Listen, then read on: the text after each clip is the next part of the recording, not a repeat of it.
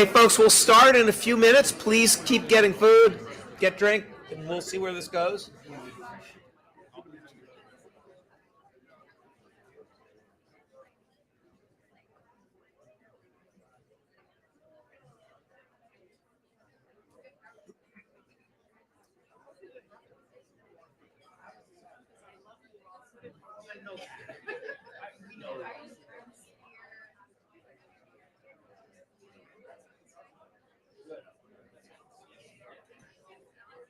That's the beauty of Zoom. Actually, I have this. That's why Zoom is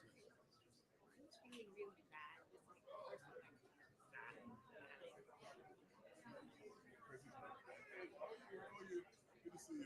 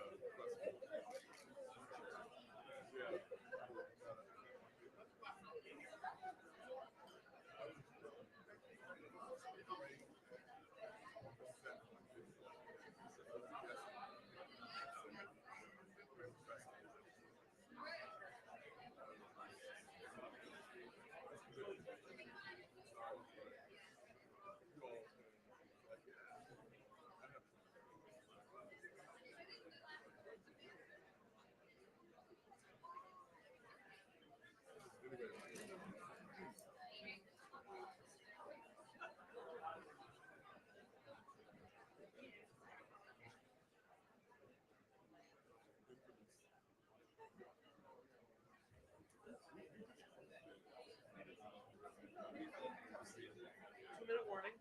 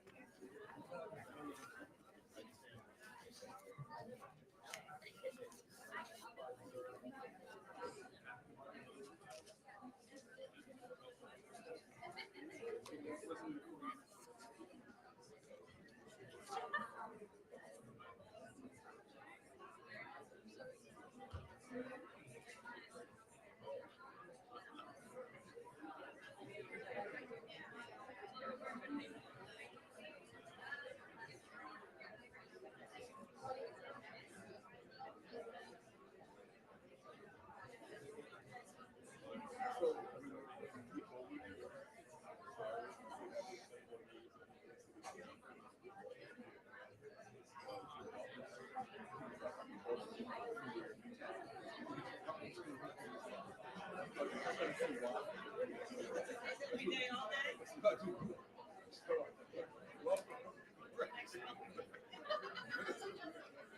I'll be the first 10 years shooting that happens.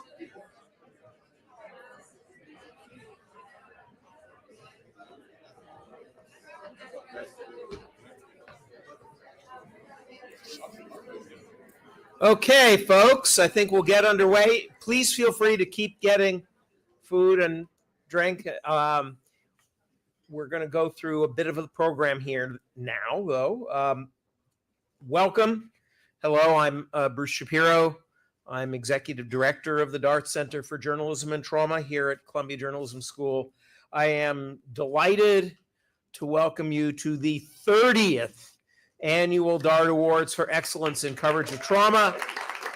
We are here to honor and celebrate and learn from the extraordinary journalists recognized by the 2024 Dart Awards. I'll have some more to say about the Dart Award honorees shortly, but I also need to note some other anniversary business. This is also the 25th anniversary year of the Dart Center for Journalism and Trauma itself, and the 40th anniversary of the Dart Foundation, our generous core funder, which has made such an extraordinary decades-long commitment to supporting humane, compassionate, and scientifically informed reporting on survivors of violence, crisis, and tragedy. So before going any further with the evening's business, there's one thing I'd like to try here. If you are anyone in this room who is a present or past Dart Award winner, please stand up. Anyone who is a present or past Dart Center fellow of any sort? Anyone who's a journalist who's attended a Dart Center workshop or conference or retreat anywhere in the world? Anyone who is a journalist or a journalism student or news executive or teacher who's turned to Dart Center resources, please stand up. If you are a psychotherapist who's been trained by the Dart Center to support news professionals, please stand up. Or if you're an academic researcher into mental health or media or journalism practice who's been informed. Okay, look around at all, and judges, Dart Award judges. Yes, okay. I want you to look around the room at the people standing up. The Dart Center is a name on a plaque on my office a few doors down, but around this room, those folks standing up, you all in this room actually are the Dart Center for Journalism and Trauma, an interdisciplinary community of news professionals and leaders and educators and clinicians and advocates with a shared commitment to reporting with dignity and insight and compassion on the aftermath of violence, crisis, and tragedy, and advancing public understanding of trauma. Thank you all for what you do. Now I'm going to move the evening forward and introduce a couple of people. It is my privilege, first of all, to bring up my colleague Jelani Cobb, Dean of the Journalism School, and Henry R. Luce, Professor of Journalism. He will be followed by my friend Jackie Doak, Board Director of the Dart Foundation and the Kenneth B. Dart Foundation. After them will come our official awards ceremony and roundtable, and then stick around, because when the roundtable is over, we will adjourn down the hall to the World Room for a blowout reception and a few remarks from another great ally of the Dart Center, Rebecca Blumenstein, the president for editorial of NBC News. Jelani, take us where we need to go.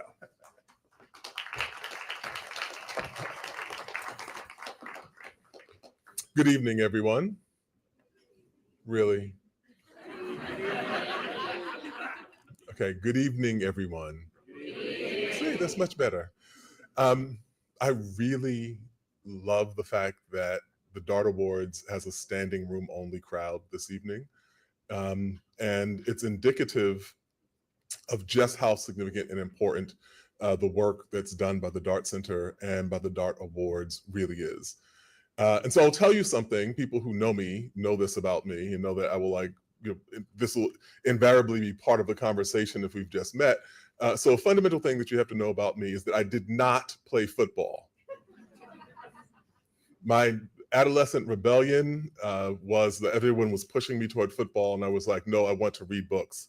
That notwithstanding, I've never been at a loss for a football metaphor that I can use when the time is appropriate. And so one of the things I know is that, a quarterback does not throw the ball to where the receiver is. The quarterback throws the ball to where the receiver is going to be. And that's a particular kind of forecasting. That's a skill. And that really reminds me of what the Dart Center has done. Pioneering this work and recognizing the need to grapple with the thorny implications and complications that trauma visits upon every aspect of the work that we do in journalism, and certainly on the people whom we interact with as journalists.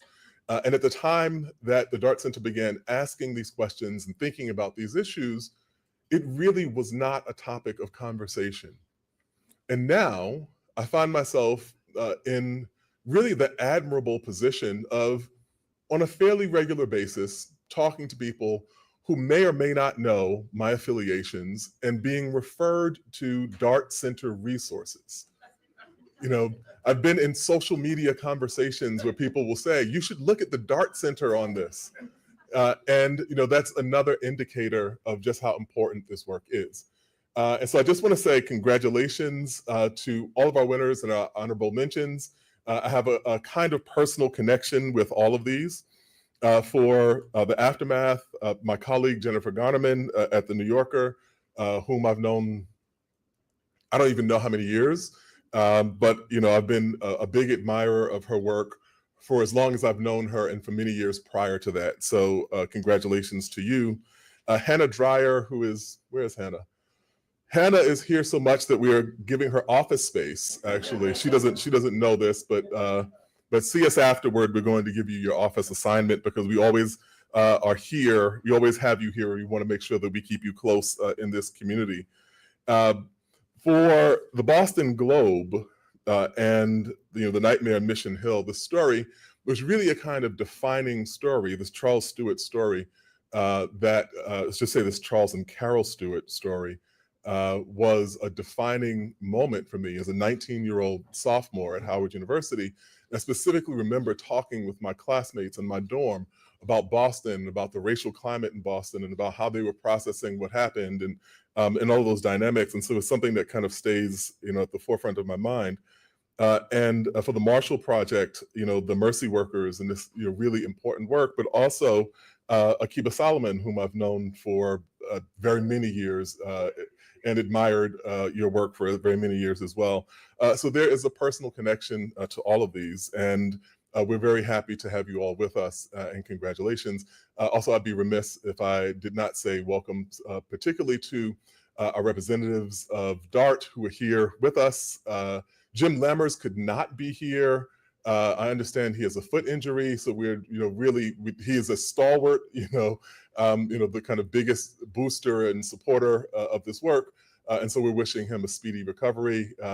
But, welcome to Melissa and Jackie and Ariana and Jim and everyone else from the DART community who is here. And so that's it. And I will say thank you, and we look forward to the rest of the evening.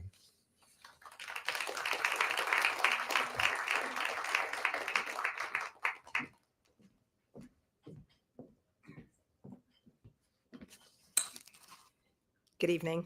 Thank you, Bruce, Jelani.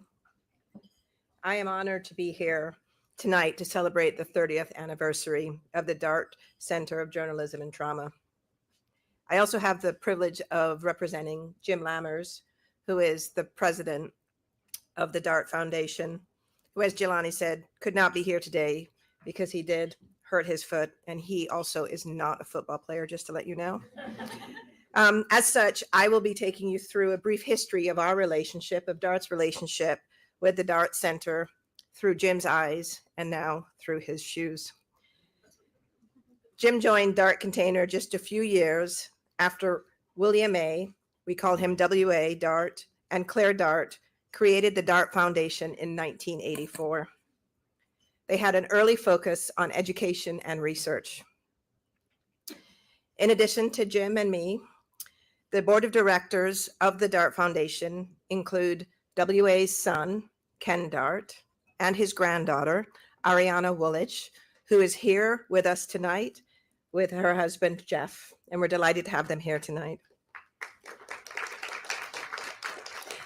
And as Bruce appropriately said, it's a beautiful evening. Indeed, it is a night of celebration, not only for the 30th anniversary of the Dart Center of Journalism and Trauma, but also for the 40th anniversary of the Dart Foundation. In 1991, WA met a clinical professor of psychiatry at Michigan State, a pioneer of research in trauma science. That was, of course, Dr. Frank Ochberg, founder and chairman emeritus of the Dart Center of Journalism and Trauma. WA was intrigued by the potential applications of Dr. Ochberg's modern scientific approach to trauma studies. And the Dart Foundation provided Dr. Ochberg with a funding to seed a network of experts to help the public understand the impact of trauma. And Dr. Ochberg's proposition holds true today. There is no more essential force than journalism to instill respect, judgment, and reason in our responses to violence, crisis, tragedy, and disaster. The Dart Award for Excellence in Coverage of Trauma was launched in 1994 to recognize the power and positive impact of that journalism. 30 years later, we are honored and proud to be here with all of you tonight. And on behalf of the Dart Foundation, we are excited to celebrate and hear from the 2024 Dart Award winners and honorable mentions, to also commemorate their predecessors of the past 3 decades. And tonight's honorees, without a doubt, are joining an exceptional fellowship of media professionals. And we're excited to support the increasingly vital work of the Dart Center for Journalism and Trauma. And some gratitude.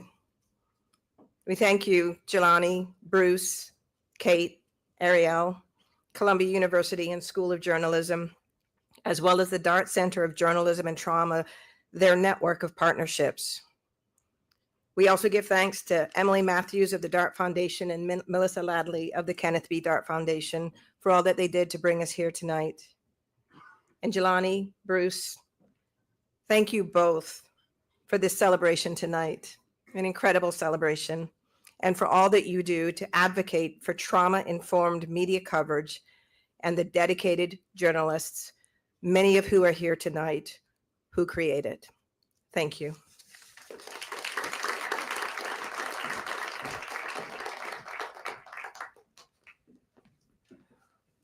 Thank you. Thank you for that, Jackie and Jelani. I, too, want to give special thanks to the Dart Foundation, our core funder, and to the Kenneth B. Dart Foundation, which is hosting the reception afterwards.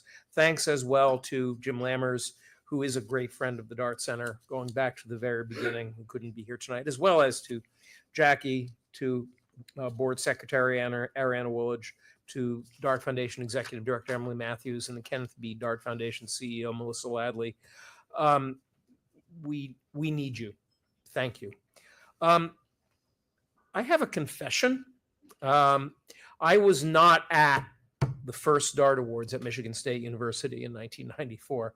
The award that year, established in the circumstances that Jackie described in conversations between Frank Ochberg, who perhaps I hope is watching on the live stream tonight. The award that year went to Deborah McKinney, a reporter at the Anchorage Daily News, for a profoundly moving profile of 3 women, all survivors of childhood sexual abuse, who became fast friends. But I was on hand a year later in 1995 when, for complicated reasons, I was a speaker at the second Dart Awards. And there I met Jim and Frank Ochberg, who had advised WA and Claire Dart in establishing this visionary new prize, as he did a few years later with the Dart Center itself. I had an interesting conversation with Frank recently. Jackie, you described him as the founder of the Dart Center, and he objected to that in this conversation he and I had. He said, actually, it was WA and Claire Dart who were the founders. The rest of us had ideas, but they really were the people who made it happen. And that, I think, should be acknowledged. The award that year, 1995, when I first encountered this wonderful institution, went to Michelle Stanish of the Austin American-Statesman, a reporter who had devoted a full year to reporting on the grueling, ultimately inspiring recovery of a man named Mr. Emmett Jackson, who had been burned over much of his body in a mistaken arson attack which took the lives of his wife and child. I have a vivid memory, burning to this day, of a conversation after dinner when I asked Mr. Jackson, who was a guest to the awards that year, why at such a low and vulnerable point he had trusted a stranger with his story. It was just how she walked into the room, was his answer. And it was an answer that I've spent 3 decades reflecting on. Some things have changed about the DART Award over the last 30 years. We're now at Columbia. It is a multimedia award, no longer just limited to daily newspapers. There are 2 official winners and multiple honorable mentions who are really in close contention. The criteria have been tweaked, but the fundamentals of the DART Awards remain the same: to honor the dignified, nuanced portrayal of survivors of violence, crisis, and tragedy, to advance innovative, in-depth reporting on violence, to deepen public understanding of trauma, to reflect the values of evidence, science, and truth-telling in the face of victimization and abuse. That's why the DART Center remains an interdisciplinary award, with the president-elect of the International Society for Traumatic Stress Studies serving alongside journalists and journalism educators as a final round judge. And that's why the DART Awards, as you'll hear described tonight, remain a team prize, because it takes a commitment across the newsroom to tell stories that sometimes deeply vested interests don't want people to hear. Most crucially, what's unchanged is the understanding that it takes courage, innovation, and a profound ethical commitment to meet the challenge of compelling public attention to stories that many people would rather not hear, or which abusers of power would want to keep secret. Looking back over the last 30 years, each DART Award honoree is a masterclass. I've spent a lot of time over the last week looking over every year and recollecting conversations with winners. Each honoree is a masterclass in winning the trust of trauma survivors, which has so often been profoundly disrupted, in finding language for the unspeakable, in selecting images which illuminate rather than numb or sensationalize. On and on, the DART Award honorees show how to do it. And if today there is, in fact, I think, whole genres of Me Too reporting, or reporting on atrocities of war, or accounting for institutional sexual abuse and laying out lines of responsibility, all of that reporting really stands on the shoulders of DART Award honorees, as well as of DART Center Ochberg Fellows and other pioneering journalists associated with this project, going back as far as those first years. This has been the secret sauce of the DART Center. Journalist to journalist innovation. That is what will be on display here tonight. Journalists in partnership with clinicians and researchers, in alliance with experts, telling the most difficult stories. We started out back in 1999 as a center, and in 94 with the awards. We started out entirely focused on the portrayal of violence and its survivors and its aftermath. But even before the DART Center established the DART Center in 1999, we came to recognize that confronting the impact of trauma on individuals and families and communities also led straight to what became the DART Center's other enduring mission, which we need to address on this 25th anniversary occasion: addressing the impact of trauma on people who cover it and advancing the resilience of news professionals. At the time, utterly unresearched terrain, now more relevant than ever, at a time of extraordinary pressures and threats directed at independent journalism.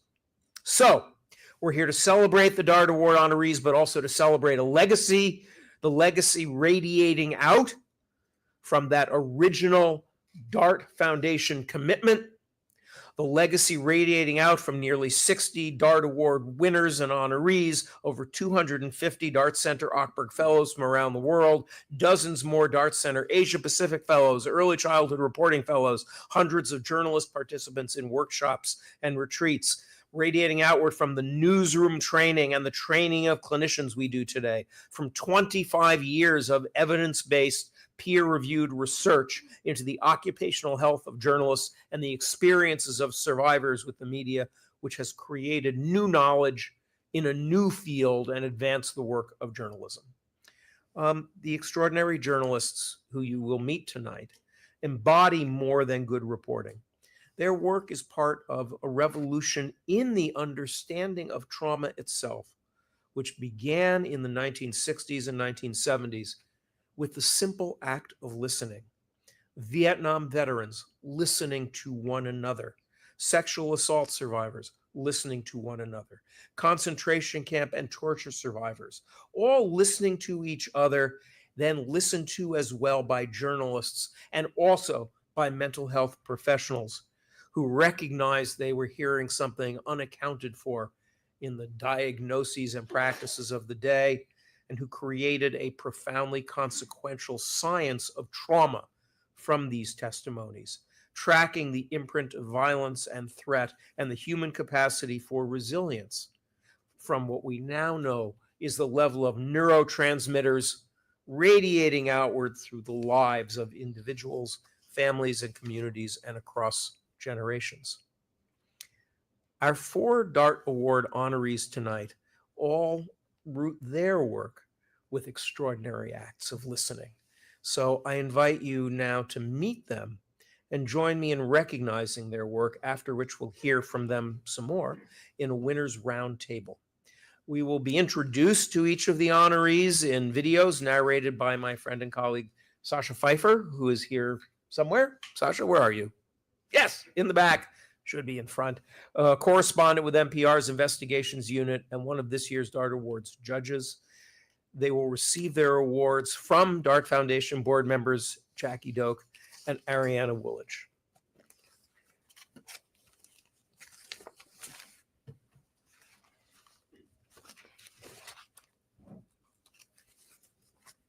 Always have your papers in order, students. Just know that.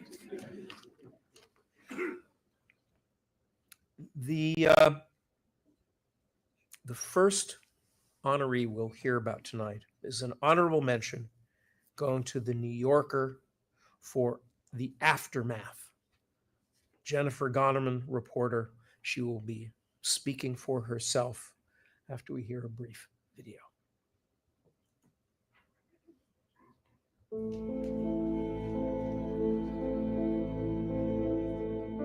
The New Yorker received an honorable mention for The Aftermath. It tells the story of Kristen Kinkle as she reckons with the crimes committed by her brother Kip. He killed their parents and opened fire at their high school 25 years ago. Judges described the piece as a thoughtful, compelling, and deeply empathetic window into what has become an all too common issue. They said it bravely sidestepped the expected narrative and challenged readers to look beyond simple caricatures of a mass shooter. They praised Jennifer Gonerman for telling a complicated and fraught story with care and grace, and painting a picture rooted in the complexity of being human. They called the story even-handed and non-judgmental, diving clear-eyed into the many questions that people grapple with after traumatic experiences and exploring the reverberations beyond victim and perpetrator. Judges called the piece haunting, illuminating, and masterfully told. Jackie and Ariana, Jen, go collect your award. Come back. Each honoree will say a few words, and we'll sort of get through this ceremonial part, and then we'll go to the round table.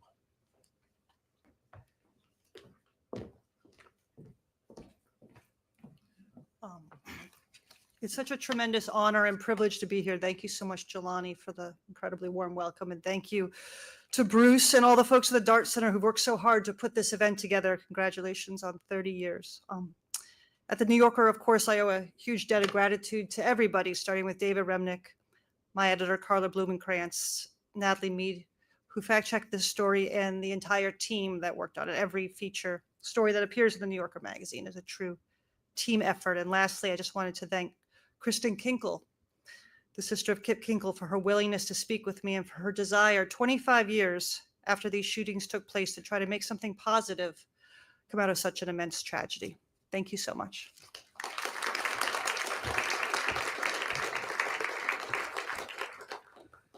The next honorable mention goes to the New York Times for Alone and Exploited by reporter Hannah Dreyer. Hannah, come on up. Oh, the video. Sorry, don't come on up. Hear the video.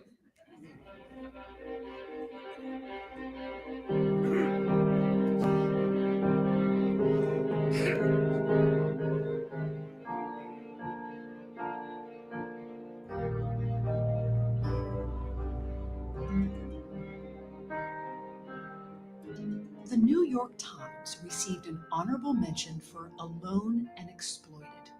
It exposes the astonishing resurgence of child labor in the United States and reveals the profound failures that have led to this shadow workforce. Judges describe the series as brilliant and enraging public service journalism at its finest, exposing widespread use and abuse of a category of workers that is not supposed to exist. They praised Hannah Dreyer's careful approach to the story and her incredibly thorough and broad reporting, including interviewing child laborers in all 50 states. Judges said the intention to show survivors in their strength and pride is reflected in both the writing and photography. They also praised the series for not asking for pity for these kids, but rather understanding, and for demanding that our communities and our leaders do better. They called the project's impact immediate, noting that it prompted action from government and industry.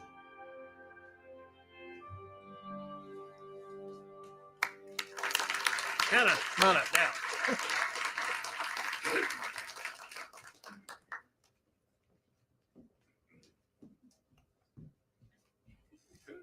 Thank you so much. I was a baby reporter in Venezuela when I applied for a DART fellowship. And what I learned in the program really set the foundation for me to do this intense, often really dark work. And it also gave me an answer for that question that you always get at the end of panels, which is, what do you do to protect yourself? And I now say I usually go to the bar, but the DART Center has amazing resources that everybody should check out.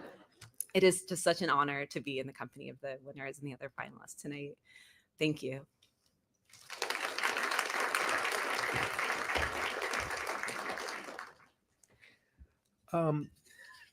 Next, we will hear from DART Award winners from the Boston Globe, recipients of the DART Award for Nightmare in Mission Hill, the untold story of the Charles and Carol Stewart shooting.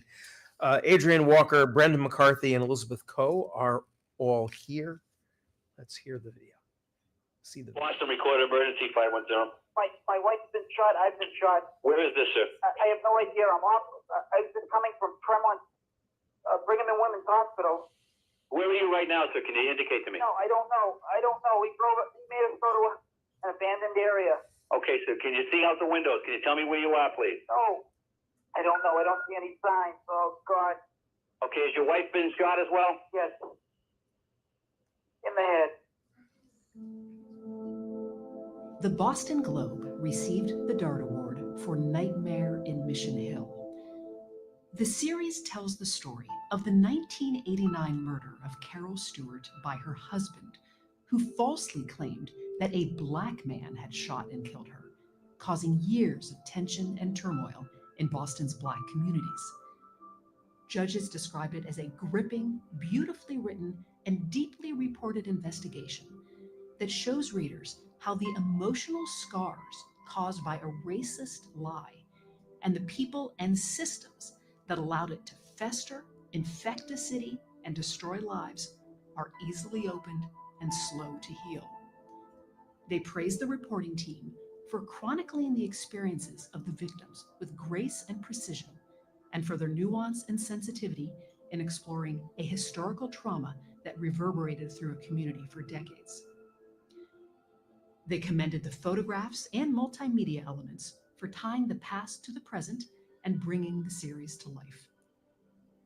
They also applauded the Globe's leadership for a massive undertaking that highlighted internal failures, not just of the police department, but of the newspaper itself.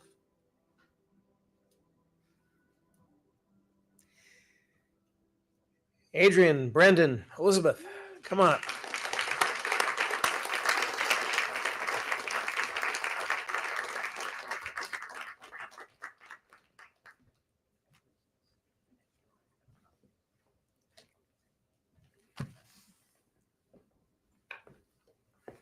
Well, first I'd like to say, besides thank you so much for this award, is what an honor it is to be in the company of these other extraordinary journalists who are being honored here tonight. It's really something special.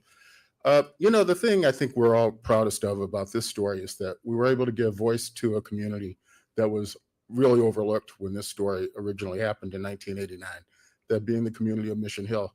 For me, it was unusual because I was involved in covering the murder when it happened 30-something years ago. I'd rather not do the math. We never really thought about it as a traumatic event for the community, but that's exactly what it was. And I'm glad that we were able to give voice to the people who were affected so deeply and have carried this pain for so many years. So thank you so much.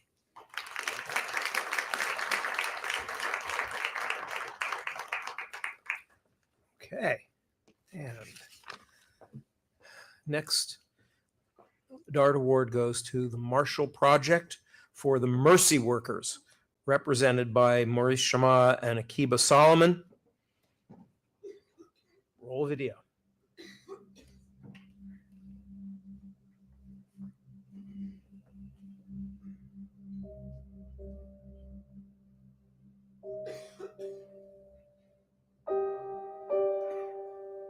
The Marshall Project received the DART Award for the Mercy Workers. This story offers a rare look into one case taken up by a little-known group of people called mitigation specialists. They've been working for 3 decades to save the lives of death penalty defendants by documenting their childhood traumas. The judging panel described the piece as a powerful, nuanced, and sensitive exploration of an aspect of the criminal justice system that is often overlooked. They also praised it for humanizing one of those defendants, James Bernard Belcher, without exonerating him. And they described as stunning the lengths to which one of those mitigation specialists, Sarah Baldwin, went on his behalf, and the extent to which author Maurice Shama went in following Sarah Baldwin's work. Judges described the writing as well-paced and meditative, allowing readers to pause and think through the difficulties of this kind of work. They also said that given all the layers of trauma, the fact that the piece moves so elegantly without toppling over with grief is a miracle.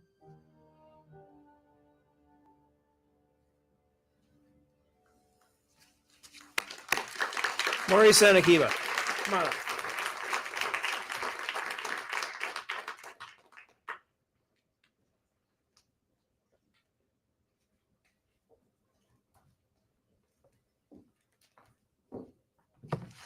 Hi, thank you all so much. I was a DART fellow for 2 years, once as a senior fellow, and honestly, this community, it's incredibly validating to get this kind of validation from a community that really helped me see my own work in a new way and really taught me that people come first in this work, and that we should never lose sight of that, even as the industry changes a lot. I'm really honored to be among the other reporters in the room tonight, and I'm so grateful to my editor, Akiba Solomon, for making this work possible, to Susan Shira and the rest of the Marshall Project, all of my colleagues there that I've worked with for 10 years and are my sort of community in working through all of the difficulties that come with this work. And then finally, and most importantly, Sarah took a tremendous risk in allowing me to join her in this work, and Bernard did as well. And so I'm grateful to both of them and all of the other mitigation specialists who are unnamed in the piece, but helped me understand their world and made it possible to do the story. So thanks so much.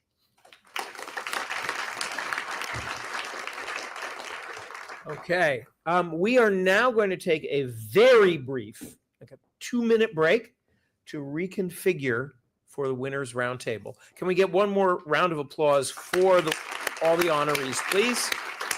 And when we come back, the fun part of the evening, a conversation.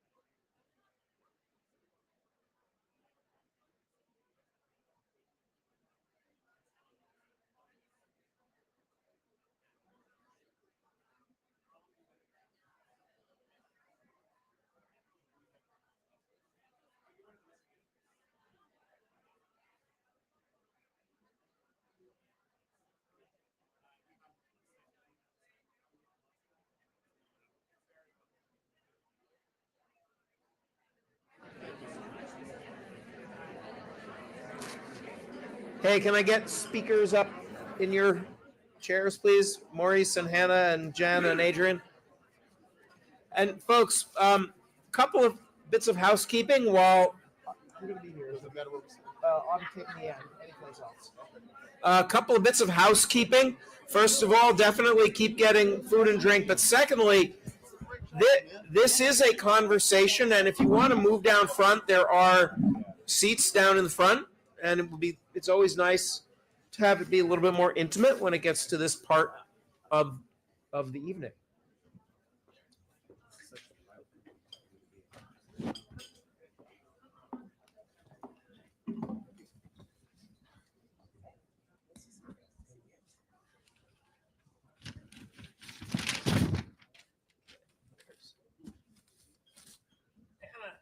It's you. There's always one.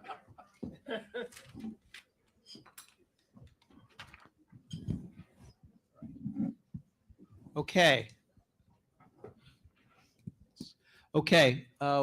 Welcome back to the second of this three-part epic celebratory evening.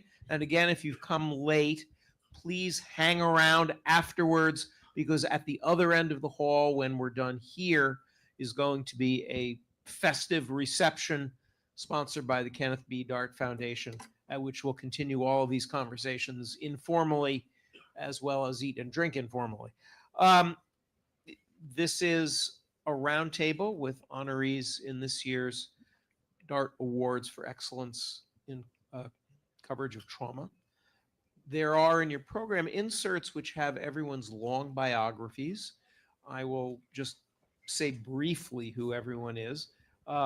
Maurice Chama is a staff writer at the Marshall Project, a nonprofit news organization which covers the U.S. criminal justice system, and the author of his still quite recent book, Let the Lord Sort Them, The Rise and Fall of the Death Penalty. Next to Maurice is Adrian Walker, who's associate editor and columnist at the Boston Globe, where he writes a twice-weekly column focusing on politics and local news, read loyally by my wife, who grew up in Dorchester, is therefore a major fan. Jennifer Goneman has been a staff writer at The New Yorker since 2015.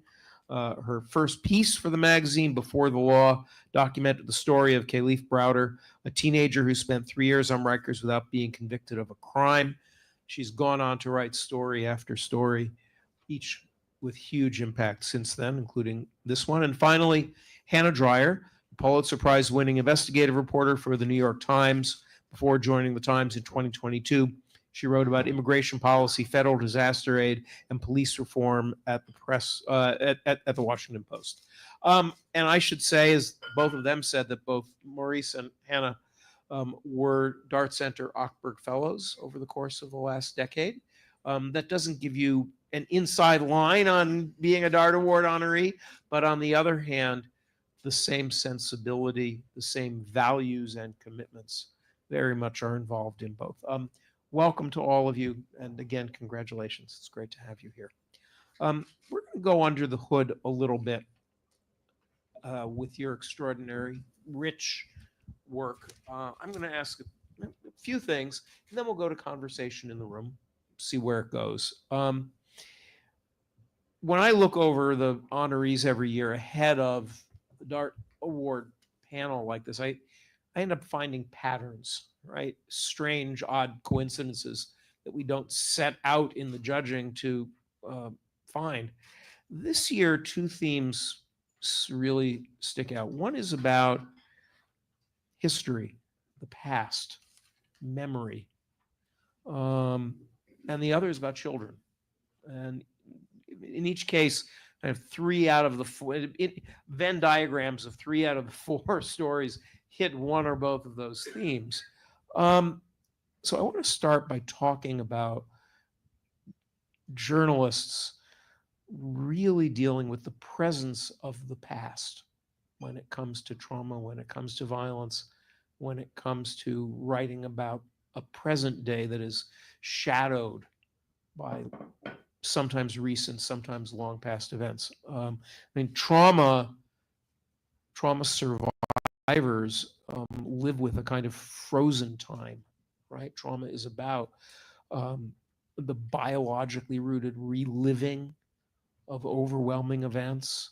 And for society, there's often a kind of journalistic reliving. We spend a lot of time on events like murders and mass shootings, replaying first day or first week coverage or trial coverage and focusing on horrific events over and over again. And several of your stories this year kind of do the opposite, involve peeling away layers of trauma, sometimes prior to a violent event, sometimes a little bit after, but all of it long ago. I mean, Maurice, I'm going to start with you. You profiled a mitigation specialist whose entire job really is to go layer after layer, unpeel the onion of a often very guilty perpetrator's life for a case in which the only victory is a life sentence rather than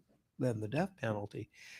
In a certain way, it's a lot like the work of a reporter, right? I mean, there are parallels to the method, right? But you're profiling this person who's telling, as you say, stories that can't easily be confirmed about the past of a brutal murderer. How did you think about that work? How did you come to think about the role of the past in the justice system, and how did you do it as a reporter? How did you go on that journey? So by the time I started work on this story, I had been reporting on the death penalty for many, many years. And so I had seen a lot of cases, and certain themes would sort of come up in almost every case. I mean, childhood trauma for the defendant was basically assumed by any defense lawyer at a certain stage of the case. And so I knew that history, in the sense of like an individual's history, is always part of the story that a mitigation specialist is going to tell. A lot of this work was sort of learning the world of mitigation specialists, and then within that, finding one who would be willing to let me tag along in the way that Sarah did. And then once we had done that, finding a case in which both the defendant, the client, as she would call him, would agree to let me tag along. All the kind of ethical deals that we would have to kind of make with the defense team to make that ethical. And then, but then I was also, as a journalist, thinking about which kind of case is going to make sense to a reader. Technically, you could pick any death penalty case, but you would want to pick one that is sort of reasonably representative in a certain way, and also that readers could kind of mentally slot fairly quickly. That the kind of, I mean, every case is very complex, but that there would be sort of big, obvious themes that you could kind of signal at the outset. And so in the case of Bernard and history, immediately, I remember Sarah was telling me about, 5 or 6 cases on her docket. And she told me about Bernard, and she said his family came from Florida to New York as part of the Great Migration, and they thought that they were going to earn a better life, and then were living effectively in slums and housing projects in Brooklyn. And she had not done all of the investigation yet, but she had done enough, and she had talked to Bernard, so she knew kind of the big bullet points of his biography. And then I remember very specifically, she said when he was 17, he spent a year at Rikers Island in the 1970s. And this was probably 2 or 3 years after Rikers was in the news. I had read Jen's incredible story about Khalif Browder, who was also a teenager. And I started to think about Bernard in a way as like Khalif Browder, but 40 years earlier. And this is like what the path that someone's life takes, right?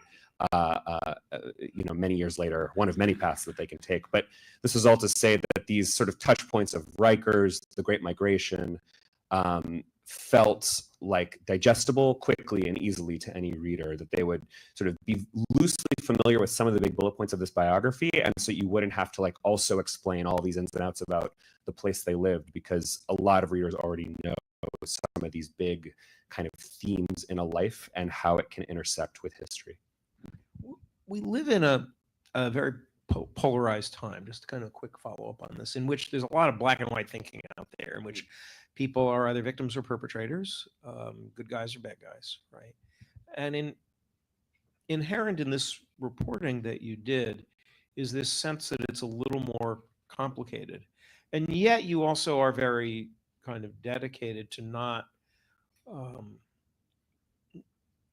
not underplaying or turning away from the violence or the suffering of victims, right? In cases like this, journalistically, how did you thread that victim and perpetrator needle with Bernard, with mitigation, with understanding the impact of what he did on his victims?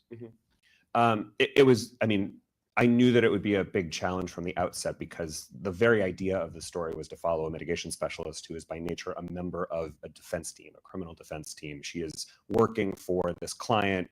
Her duty is technically not to the capital T truth. It's to win the best outcome for her client, like any lawyer or investigator.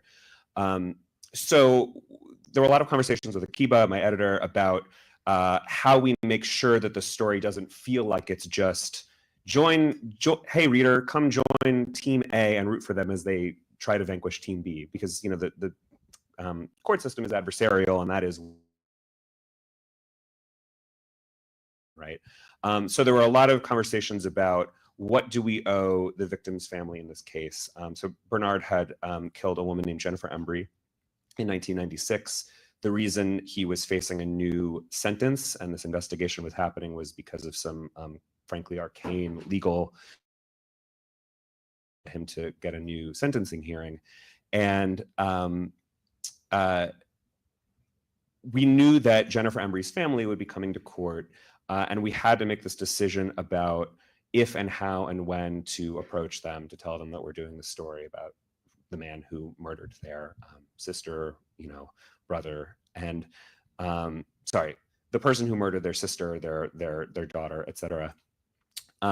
And there was a worry, because it's an adversarial system, that if we were to have told them that, let's say too early, that they would tell the prosecution, and then the prosecution would go to the judge and say, hey, the defense team's let in a reporter, they're not playing by the rules. Like, all kinds of chaos we felt could ensue. And so we wanted to be very careful. And the solution in the end was to give a lot of months between finishing the reporting and actually publishing. So there was an ample amount of time for me to approach the family on its own terms, send them letters. I also approached them briefly at the courthouse so that they could put a face to this approach, right? So that it wasn't just a letter in the mail. And then in the end, they declined an interview, but there was this feeling, and I certainly, after doing the Dart Center Fellowship, felt like one of the things here is that there's no completely right answer for how to do this reporting. There's just a sense that you have done the thinking and the conversing and done the best you can as a human being, right? And so that's how we approached the family. And then I would say, when it came to the writing, a way of dealing with this was to just narratively open with the crime, to not hide the ball at all on what it is that Bernard Belcher did, because we felt like if a reader is asked to kind of sympathize with the traumatic childhood of this man, and then 1,000 words later learns what it is he did, they'll feel a little bit like we were hiding the ball, to use another football metaphor, and that wouldn't work. So that's why opening of the piece is the brother discovering the body of his sister having been killed before you even introduce Bernard Belcher. And that was also, in my mind, kind of a narrative way of honoring the fact that this victim and her family did not ask to be a part of this process. They didn't ask to be, certainly not to have the crime happen, and then not to be in a piece of journalism 30 years later. So there's just a sense of doing your best and trying to live with it. Jen, you did something kind of similar in some ways. You were going back to the Springfield, Oregon shootings, which are still so raw in that community. And I know you've been very careful about commenting too much about this story, because you really are very aware of how present the past still is for the survivors of that event. It struck me when I was rereading your story today that you actually offer three different perspectives on the past in a way. You have um, Kristen Kinkle, the sister of the shooter himself, Kip, and his own journey back to explain his own diagnosed schizophrenia and what his inner life was like at that time, and the survivors of that shooting, who you also and witnesses who you also quote, and each of them kind of gets their say. How did you begin doing this work, and how did you decide? Uh, how did you report out each of those perspectives? All of them are pretty unusual in some ways. The sister of a perpetrator reflecting on his own mental illness, and then a community that in some ways is still grappling with it. Um, so just to reorient us, this was a school shooting that took place about a year before Columbine, 1998, Springfield, Oregon, Thurston High School, and Kip Kinkle, then in ninth grade, killed his parents and went to school the next day and opened fire in the breezeway and then in the cafeteria, and there were killed two fellow students and injured 25 others. To go back, I went back and read the original reporting, and it was mind-blowing, because today you think school shooting and there's just a certain numbness that has set in, and you might register the numbers, you might register a specific or two, and then I feel like the American public is sort of turning the page and going to the next story. So to go back and read the sort of pre-Columbine coverage of this event was shocking. I mean, the place was flooded with the media. The media was everywhere there. It was, wall-to-wall coverage, wall-to-wall on CNN.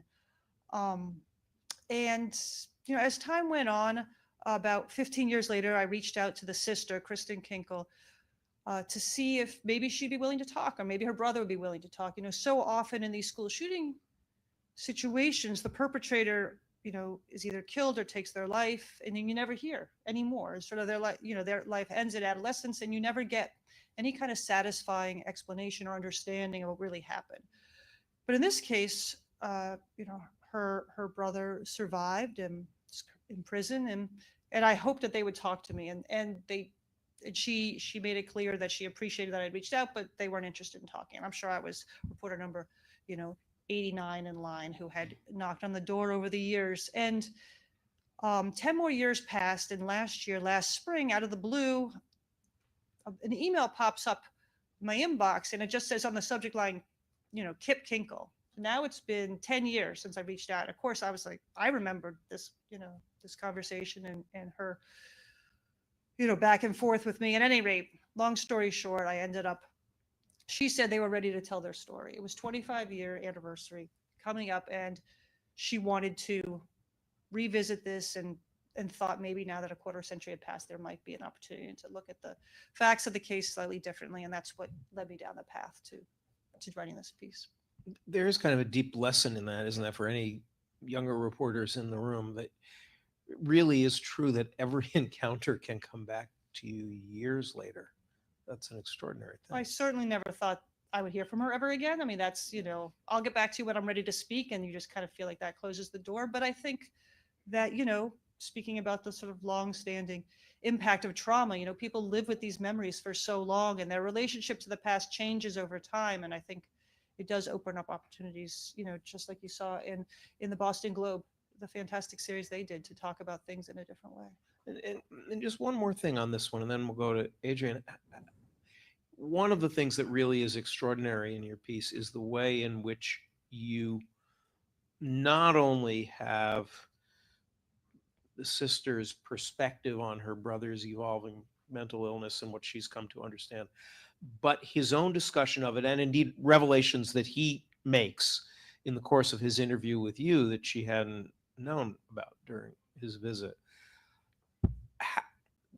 How did you, was there anything you did, do you think, to win the trust of someone who was, after all, in prison and who had still had significant,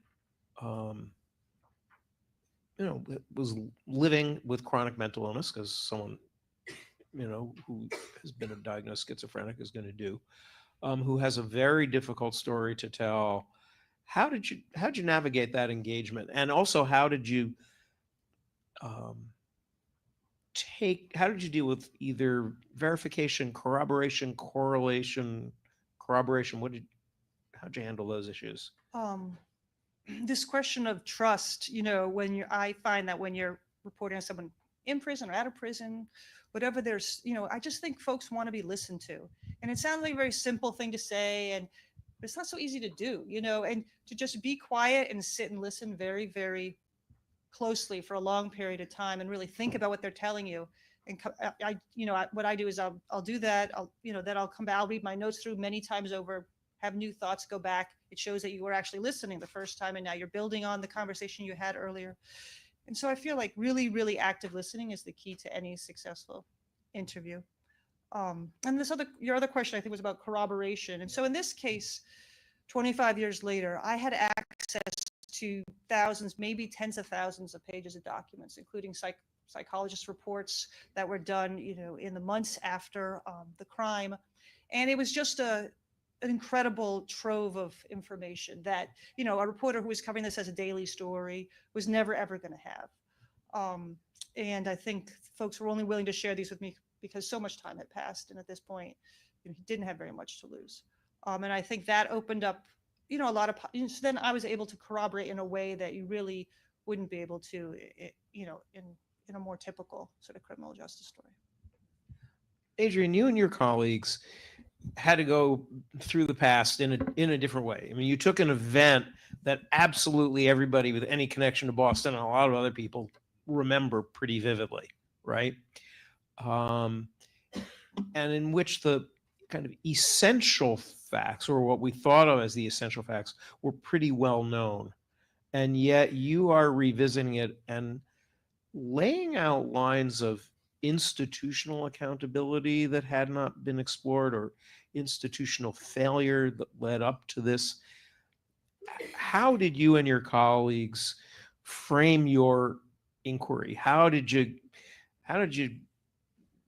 decide that you had a different story to tell other than just some, an anniversary story or something?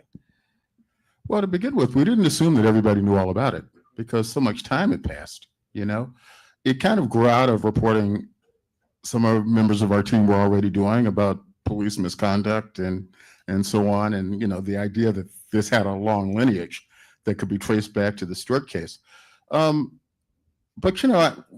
I said right from the beginning that, the Globe was going to have to be part of this story and our misdeeds. And, it grew out of having covered it in, 89, 90, 91. And really, walking around with this in my head for all these years, thinking, at some point we needed to have some kind of reckoning. It struck me, even just rewatching the video here, that, you begin with that 911 call, which is unforgettable. But then that 911 call and the accusation ultimately that's included in it and in what follows up bounces around through police department, through courts, through the media, almost like a pinball. It's just bouncing around like this, creating this elevating racism, really damaging lives. Again, you've got a lot of people probably unhappy to be thinking or talking about this. I imagine you encountered a lot of reluctance to discuss it. Perhaps, first of all, in some people who were injured by the racist presumptions of law enforcement at the time, but certainly law enforcement, courts, media, etc. Did you encounter a lot of resistance, and how did you navigate that? Well, when I called Ray Flynn, who was mayor of Boston at the time, and who I had covered, the first thing Ray said to me was, "Why do you want to do that? Why are we still talking about this?" So yes, I think it would be fair to say we encountered some resistance. But we also encountered a lot of people who really wanted to talk about it. We encountered a lot of people who felt that they'd never been heard from and really wanted a chance to talk about this story from their perspective. And with those folks, given the Globe's own past role in this story, did you have to do anything special to convince people to work with you? In some cases, yes. But again, I was a little bit surprised by the willingness. You know, the first person I talked to when we started was a guy named Ron Bell, who ran a community center in Mission Hill at the time of the murder. And, you know, one of the first things Ron said to me was, you got to understand, because I'm saying, you know where everybody is. I want you to round everybody up to talk to me. You know, we'll put 20 guys in a room. This will be great. And he says, you know, you got to understand, this is a real trauma for people. And you know, and this is 30 plus years later. And so, you know, I always kind of had that in the back of my head.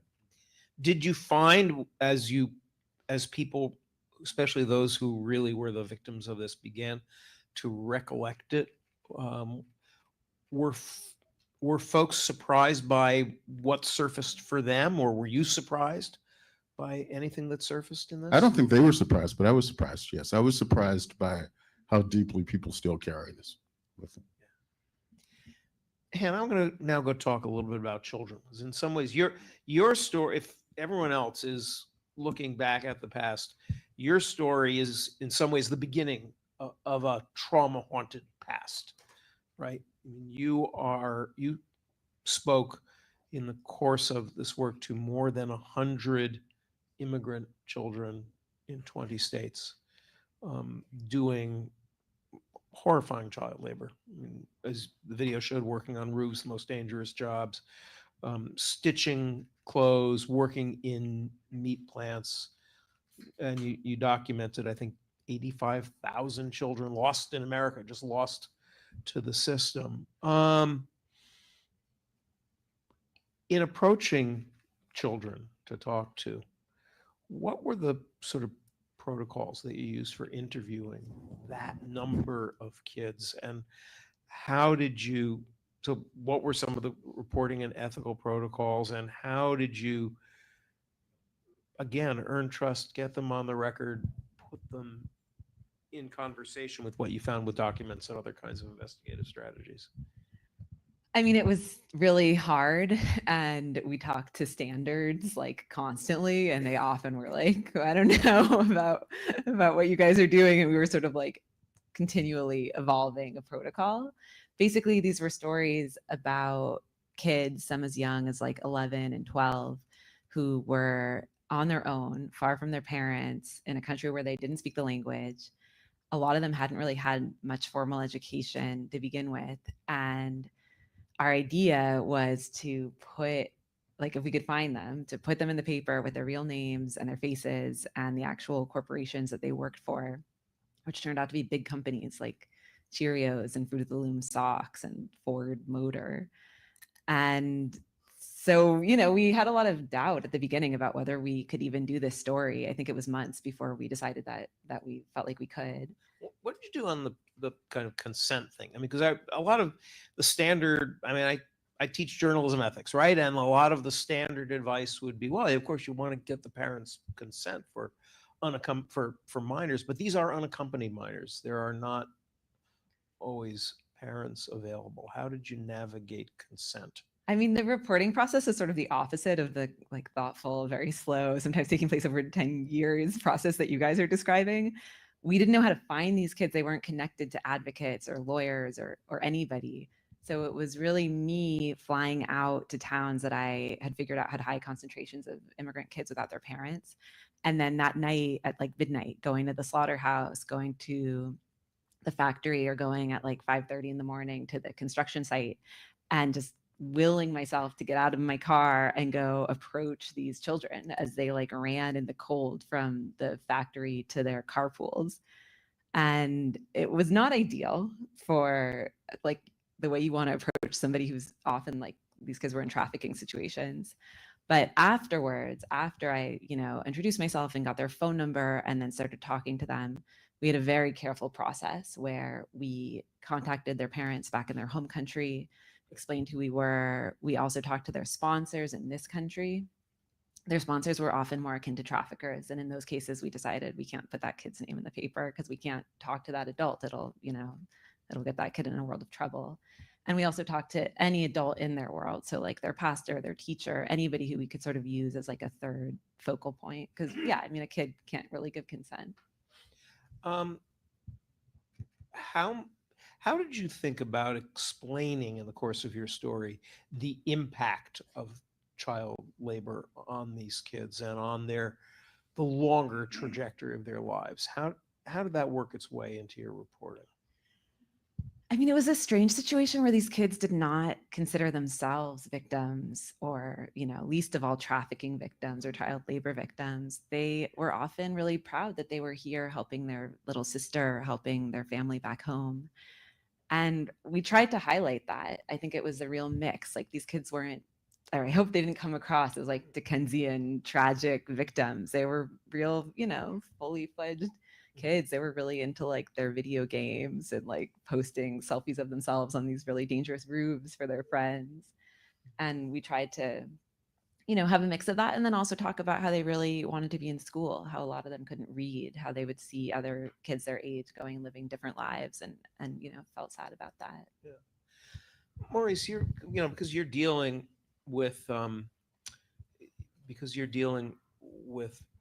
mitigation and peeling back those onion layers of life, you had to think a lot about the nature of adverse childhood experiences, the specific mental health impacts.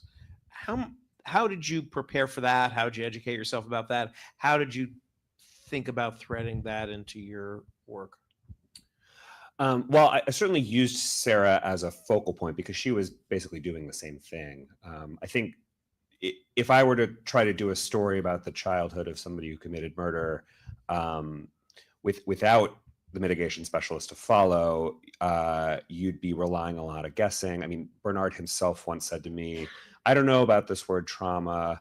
Now that I've been thinking about it for a couple of years, I mean, I guess it fits, but it's really weird to think of yourself as traumatized." Meanwhile, everyone around him is saying, like, Bernard's life was shaped profoundly by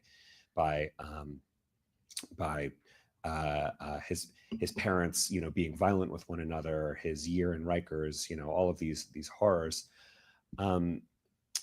So Sarah herself, though, was actively trying to kind of digest the relationship between his specific experiences and what they would have meant for him, and she was trying to find expert witnesses, right, who would go on the stand. So at Bernard's trial, Vincent Schiraldi, who recently was running Rikers Island, was an expert witness to talk about what Rikers was like in the 70s and to kind of illuminate what that would have meant for Bernard and what experiences he would have had that he might not even remember or be willing to talk about.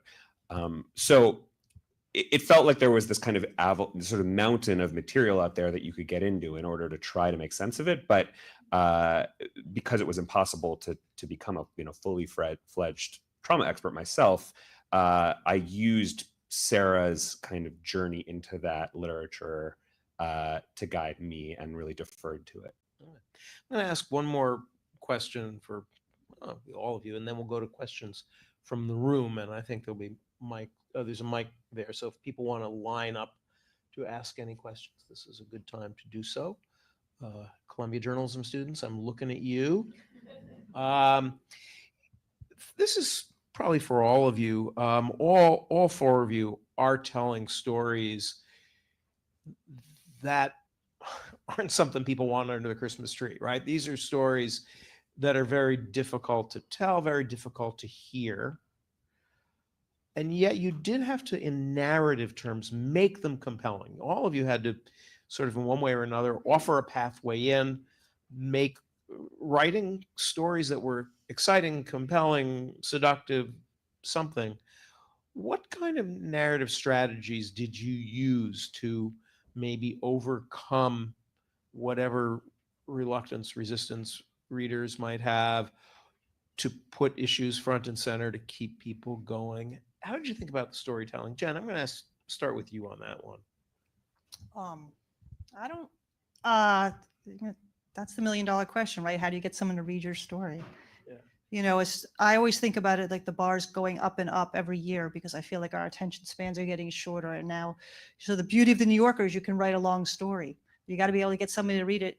First, you got to hook them in the first with the lead. Then you got to carry them all the way through and get to the end. If anyone ever tells me, "Oh, I started your story, Jen," That's like, it'd be better if you just said it was piled up next to your bed. Like, And like, there's a- don't tell me that you started and you didn't finish it, because that's and like on you the just kinds of really didn't do your job. I And on the think, kinds of stories you do, there's a special burden of I started your story, because these really are very challenging, and this is one of the sort of the Well, darkest. you know, stories. in this particular story, like every story, you want to hook the reader and carry them all the way through. And in this one, I met, as I, told you before, Kip Kinkle's sister, Kristen. And the first time I spoke with her, she was deeply traumatized. It was like the past had just happened. But I was so inspired by her ability to maintain a really close relationship with her brother, to visit him often. I think he called in on call waiting the first time I was talking to her. And I just thought, that is something that people want to read. Yeah, They and- want and stories. So of you sort of- did center that. It's yeah, exactly. I think people do. I mean, I do think there's certain long stories that folks want to read, and hopefully, we're trying to make those happen. Adrian, how did you do the storytelling piece of it on a complex story, multiple writers, multiple characters, multiple neighborhoods? This was a big one. Well, we were lucky, we had this incredibly dramatic opening Yeah. that you heard earlier. So we had that as a great way to kind of hook people in the beginning. And the other thing I'll say is that, we also had this like incredibly vivid cast of characters, between the cops, the people in the neighborhood, and, and the victims in various ways. So I think that really carried the story, particularly in the podcast. We just had great voices. Hannah, how did you think about that? Well, we were always trying to balance the sort of horrific details of child labor with the need to draw in readers and make these children relatable and sort of show that they were just normal children, like the children that you have in your family. I think when I was a younger reporter, I would have led maybe with like the kids who had their legs ripped off, the kids who fell and died on these jobs. But instead, we started just with a 15-year-old girl who was working a midnight shift after 9th grade. And I think that sort of softer way in was the right way for this one. Maurice? How did you- Well, I had Akiba, a really great editor who, I mean, a lot of the editing process was, how do you kind of carry a reader through all these sections, all these characters, and not lose them in just the sort of forest of people and situations. There was another kind of narrative trick that I locked in on early on that I don't, in retrospect, think was the most artful, but we live in this like era of true crime, and there is like a certain tendency people have to like want to know the why of a murder or a terrible crime. And we knew this wasn't a sort of traditional true crime story, but maybe we could just use like a little tiny sprinkle of that energy to make people curious. Like, why was this woman murdered? Who murdered her? Okay, we reveal quickly that it was James Bernard Belcher, but who is he and why? And I remember looking back at the story a few months after it came out and seeing that I had used the word mystery 3 times in like the first 500 words. Like I was just clearly trying to like pound into the reader the idea, like, be curious, be curious. So I think that's okay. Even if it sometimes like the writerly part of me is like, oh man, like come up with a cooler way to do that. Right? Let's go to some questions from the room. Now, let me just, I need to steal a riff from Dean Cobb, who always begins Q&As by reminding everyone that a question is something which ends with a question mark. And also to keep your questions focused and brief, because there is a long line of folks behind you, wherever you are in the line almost. So go for it. Hi, thank you all so much for being here. My name is Jalen Green. I'm an MS student currently at the journalism school doing a lot of investigative work on LGBTQ rights. And my question is specifically for you, Hannah, but anyone can answer it. I'm curious about how you tie in that accountability piece, especially when there's so many intersecting parts with religion, sexuality, family, life, gentrification, etc. How do you bring that accountability part in when there's just so many things that you have to get in also? That's such a good question. I mean, that's like the question of my whole life these days. For me, the highest form of journalism is a story that marries like narrative, the kinds of things that everybody up here did, with an accountability lens. I feel like what's the point of spending so much time figuring out how to tell stories that people will read if you don't also have like a point at the end about something that could be changed? And this was the first series that I worked on where we didn't have like one specific thing that we were trying to highlight. It was like the whole system was failing these kids, and we just pointed that out. We pointed out like 5 different places that things weren't working, and I was really nervous. I was losing my mind. I was like, this is never going to work. I can't believe we're doing it this way. I fought with my wonderful editor, Kirsten Danis, like really brutally. I was like dead set against it. And then we ran the story, and like I was totally wrong. It turns out people can handle a lot of different kinds of accountability all in one story. And I was just like underestimating readers. So I think going forward, I'll try to be a little less like simplistic maybe in how I approach things. Adrian, you also had a really complex chains of accountability in that package to deal with. How did you think about that? Well, you had, many cops, multiple institutions, politicians, media. How did you? Yeah, we did. I don't know. We kind of just took it issue by issue, I don't think at least I didn't ever thought of it all as sort of one big stew. We dealt with the police in one place, we dealt with the media in another place, and so on. Yeah. All right, thanks. Thank you. Hi, my name is Scott Solomon. I'm a Columbia alumnus from the mathematics department. My question is, so for the Dart Center for Journalism and Trauma 2024 awards, someone who's completely naive about journalism, as I am, would maybe jump to the conclusion that all 4 of the awards would go to people covering the Gaza situation, and it turns out none of the awards have anything to do with Gaza. I was wondering if there's going to be a second set of awards that are all going to be the Gaza awards, or this is what we're getting this year. Thanks. So there's a very careful and very open process for news organizations to enter their work, and a pretty transparent judging process, which you can read about in detail on the Dart Center website. So we take what news organizations enter. There are preliminary judges who make selections. There are final judges who select the honorees, who you've been hearing about tonight. This year, it just so happens that none of them are about international affairs. In other years, they have been, and I would expect that war crimes in multiple places around the world are fair game for future years. Not going to say more than that because it's not a dictated process, right? But thank you. Hi, my name is Jessica. I'm a student here right now at the Stabile Center for Investigative Journalism. I'd love to hear from all 4 of you, but I'm going to use something from Hannah's piece as an example.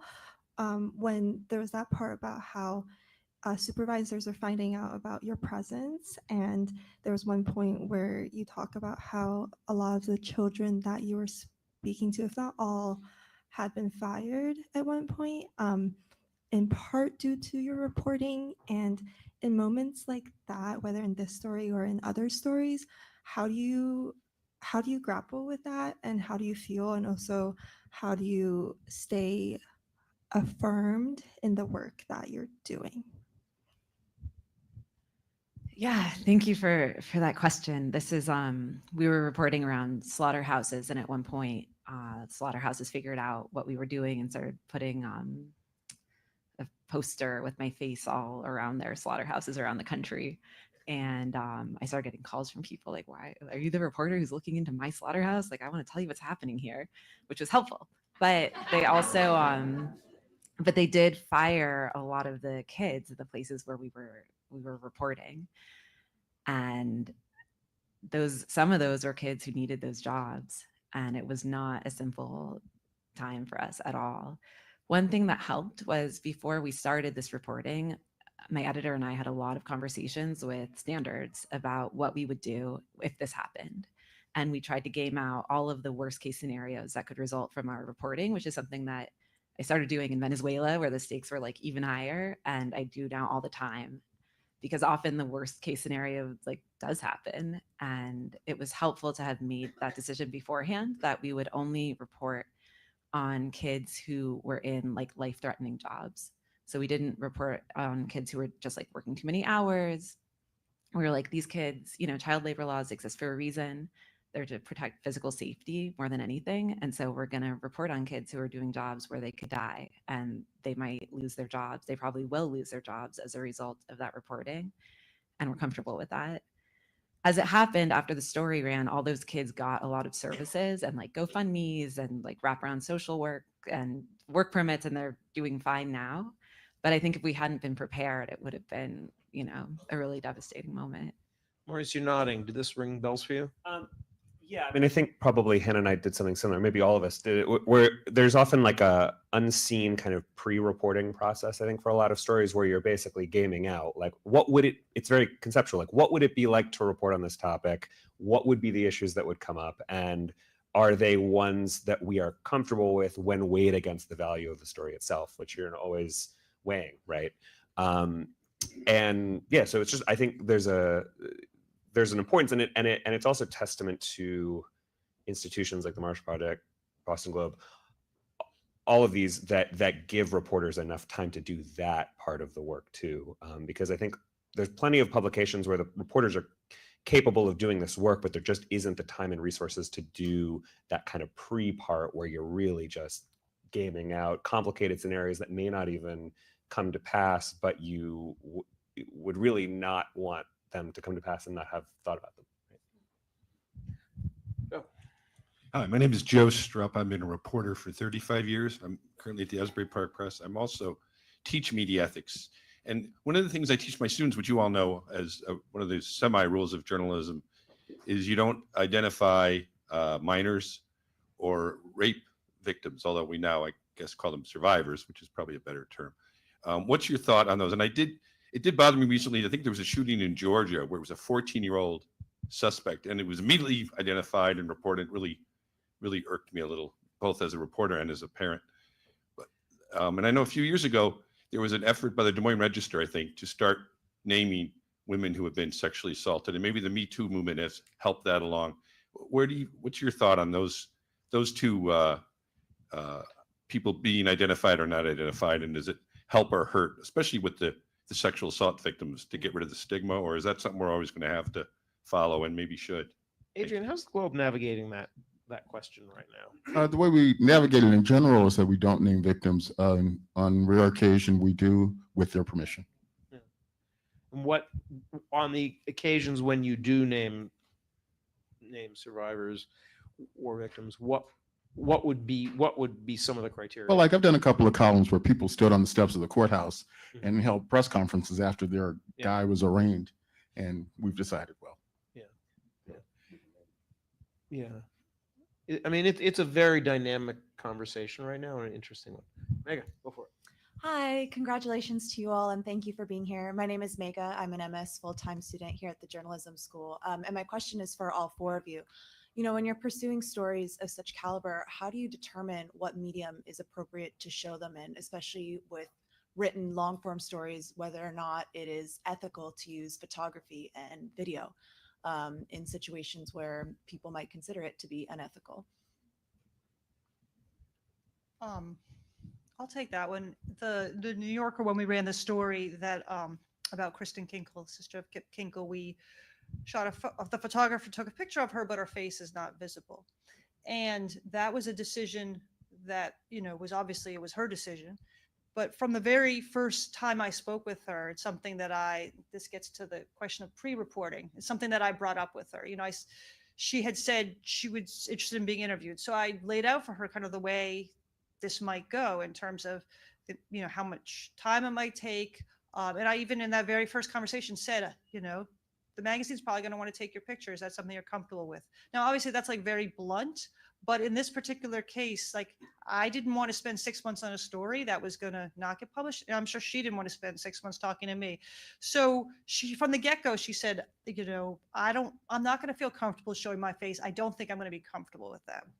And I said, you know what? I'm not going to spend 6 months trying to talk you into that. If that's what you feel and that's what you're telling me, I'm just going to respect that. If you change your mind, great. But I'm not going to be trying to change your mind on that. And I went right to, before I even took the assignment, right to the magazine and said, this is the situation. She's not going to want her face shown. If that's the criteria for running this story, let's not even go down this path. And so we had, I think in a lot of stories, especially when we're dealing with traumatized folks, having those sort of frank conversations at the get-go, it solves a lot of problems, heads off problems that could otherwise erupt down the road. Hannah, how did you do that one? This one? I think that sometimes it's really helpful to have other media elements in there from the get-go. I reported a story at ProPublica about a gang informant, and this was another migrant young person.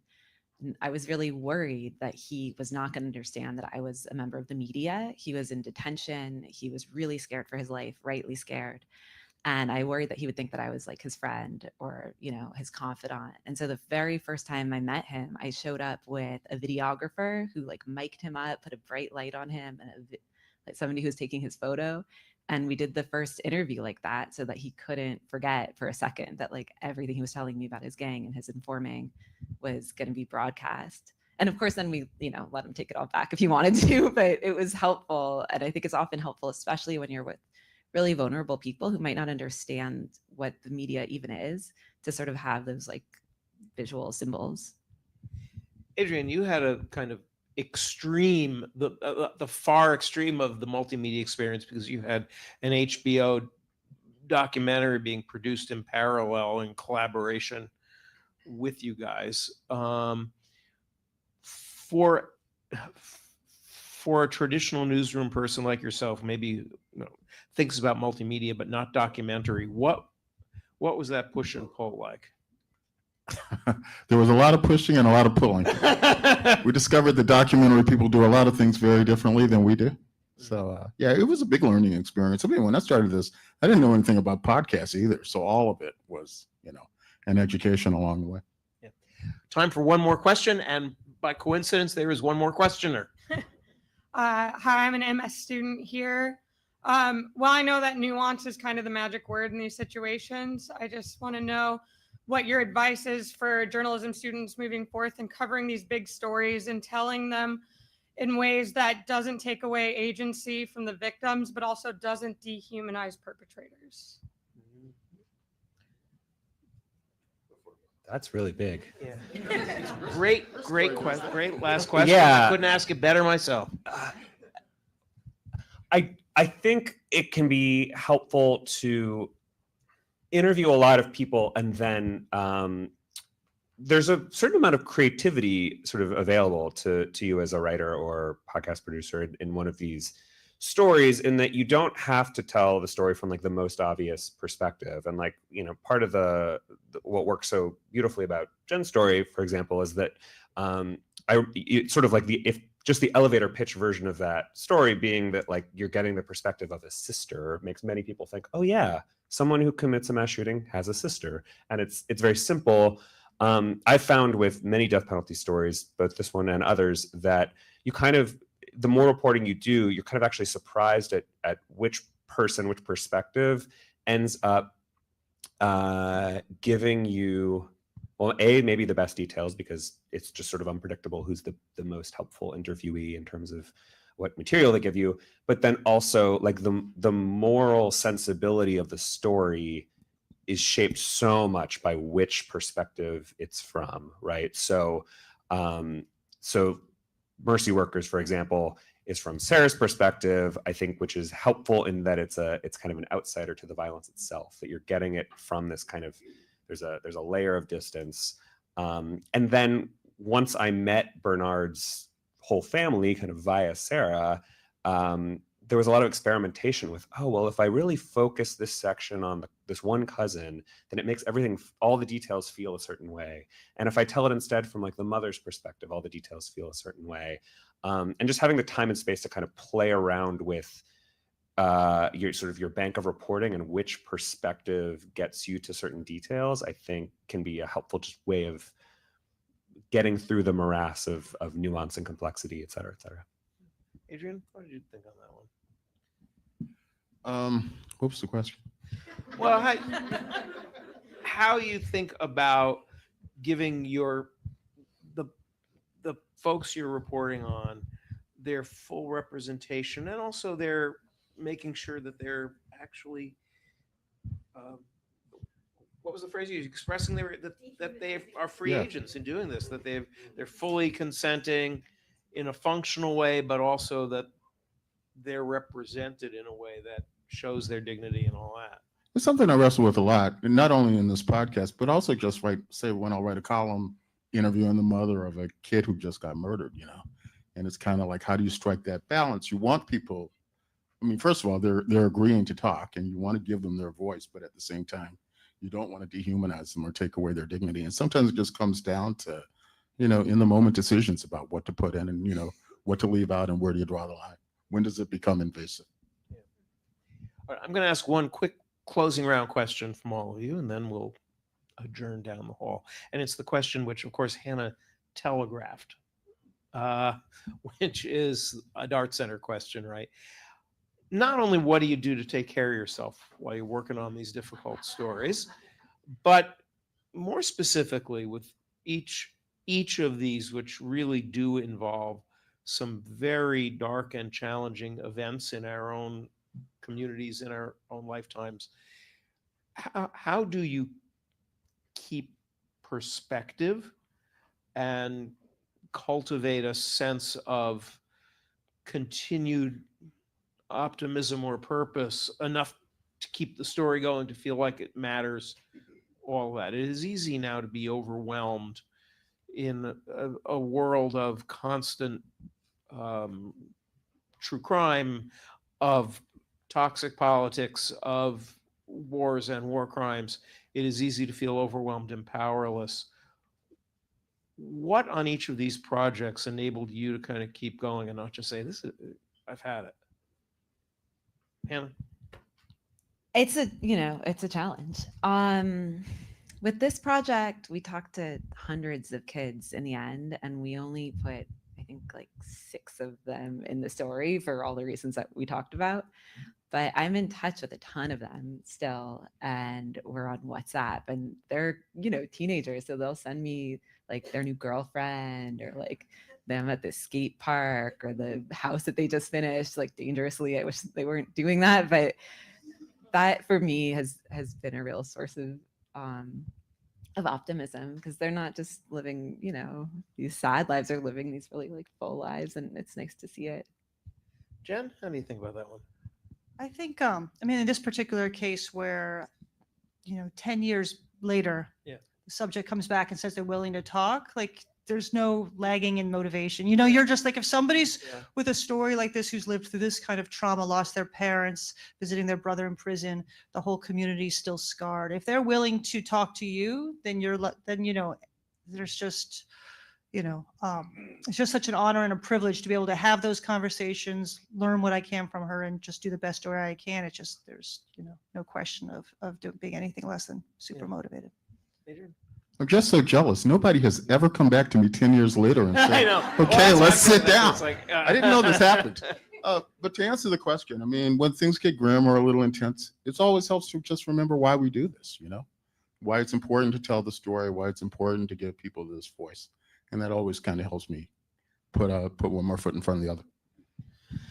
Yeah, and I had the benefit of doing this story following Sarah, who many mitigation specialists like her, as you can imagine, burn out, and she has not. Was working into her 60s, having done it for decades, and the reason completely had to do with faith. And we had like long conversations about her faith that are only kind of a little bit in the story. But I came away seeing just how much having a bigger vision of how the world works, whether it's spiritual and religious or not, like makes it possible to kind of do whatever sort of work. And then second, I just want to say, like, not alone. Like, it's only possible because you have your Marshall Project colleagues, your Dart Center fellow colleagues. I'm lucky enough to live in a city with a lot of journalists where we're all just gathering all the time. And that is really what makes it doable. All right. Hannah, Jen, Adrian, Maurice, thank you. Can we get applause? Thank you. For their great work and their insight tonight. I invite you now to head down the hall to the World Room, where we'll spend some time, courtesy of the Kenneth B. Dart Foundation, continuing to celebrate, continuing to talk. And if the honorees can stand next to that Columbia Journalism School sign, we'll take some pictures. Stay here, please, for photos.